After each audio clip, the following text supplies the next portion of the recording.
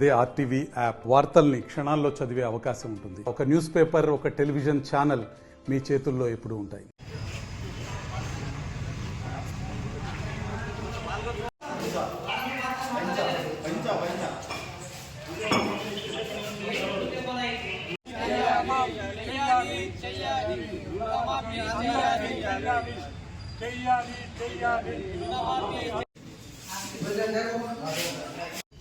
కుటుంబంలో ఇద్దరు ముగ్గురు ఉన్నాం. మనం 2 లక్షల మాఫీ కావాలి. బ్యాంకుల చుట్టూ తిరుగుతున్నాం. మేము బ్యాంక్ కూడా జవాబు ఇస్తలేడు.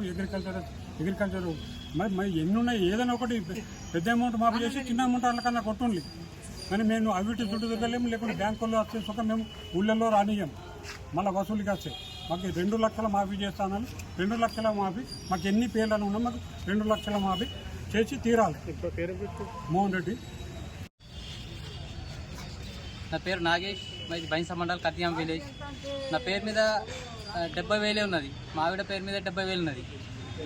అది ఇద్దరు కలిసి 1,40,000 అయింది. 1,40,000 ఇంకా మాఫీ రాలేదు మాకు. ఎందుకంటే ఐసిఐసి బ్యాంకులో 10 లక్షలు మార్టిగేజ్ చేసింది ఉన్నది. దానికి దీనికి ఎటువంటి సంబంధమే లేదు. అది కడితే ఇవి మాఫీ వస్తాయంటున్నారు. మరి అవిడికి ఇవిడికి ఏం సంబంధం ఉన్నది? మీరు 2 లక్షలు అన్నారు, 2 లక్షలు సీదా చేయాలి అయిపోయా. ఉల్టా సీదా ఫిరాయించి మాట్లాడు ఏంది ఇది? ఆ 10 లక్షలు కట్టాలంటే ఇప్పుడు కట్టుడు అవుతుందా మాకు? 2 లక్షలు అన్నారు, 2 లక్షలు సీదా కట్టే మాఫీ చేస్తే అయిపోయా. మరి ఇప్పుడు 8 రోజుల నుంచి తిరుగుడు ఉన్నది.